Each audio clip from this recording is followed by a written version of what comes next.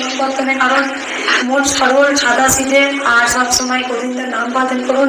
আমি তো নিমিত্ত, তাই আমাদের মা করিয়ে নেন সবসময়। মায়ের জয়, জয় সোনা মায়ের জয়, জয় তারা বাম তারা। আমি সবসময় একটা কথাই বলি যে ধর্ম যার যার হোক, কৃষ্ণকালী মা সবার। কারণ কৃষ্ণকালী মায়ের কাছে সকল সন্তানরা আসতে পারেন, আপনারা সবাই জানেন।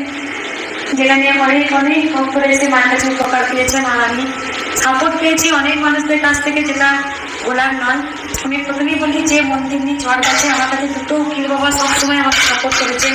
এক হচ্ছে শিলিগুড়ি উকিল বাবা, উনি একজন শিলিগুড়িতে উকিল।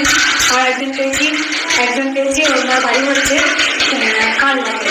তো ওই প্রভাত বাবা, উনি আমাকে প্রচণ্ডভাবে হেল্প করছেন। মানে শিলিগুড়ি উকিল বাবা না করলে না বাবা, আমি একটা বন্ধু একটু যাই বাবা আমাকে প্রচন্ডভাবে হেল্প করেছেন। কি হেল্প করেছেন না, মন্দিরে প্রচুর ঝড় দিয়েছিল তখন। তা বাবা সমস্ত হবে কি আদাতে হবে, কি করলে ভালো হবে, তারপরে সমস্ত দরখাস্ত লিখে দিয়েছেন। আমি একটা কথাই বলবো, মা কিন্তু কাউকে না কাউকে কিন্তু রেখে দেন যে কেউ আমাকে সাপোর্ট করবে।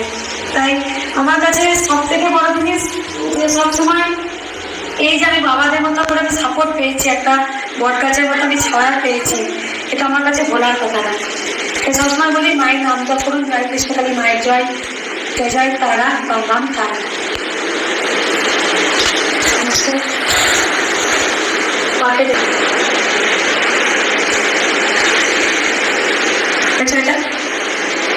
শিলিগুড়ি উকিল বাবা কিন্তু আজকে এসছেন, কি জন্য এসছেন, কিন্তু আমার জন্যই এসেছেন যে মেয়েটাকে একটু হেল্প করতে হবে, ঠিক পরামর্শ দিতে হবে। তাই বাবা কিন্তু শিলিগুড়ি থেকে আজকে এসছেন সেই কামেতে।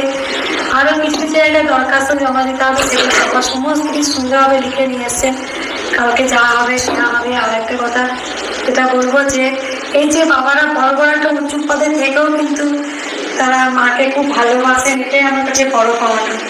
সবসময় বলবো অহংকার কেউ করবেন না, অহংকার হচ্ছে মন বর্তনে, কারণ মোট সরল সাদা সিধে আর সবসময় গোবিন্দের নাম বাদন করুন।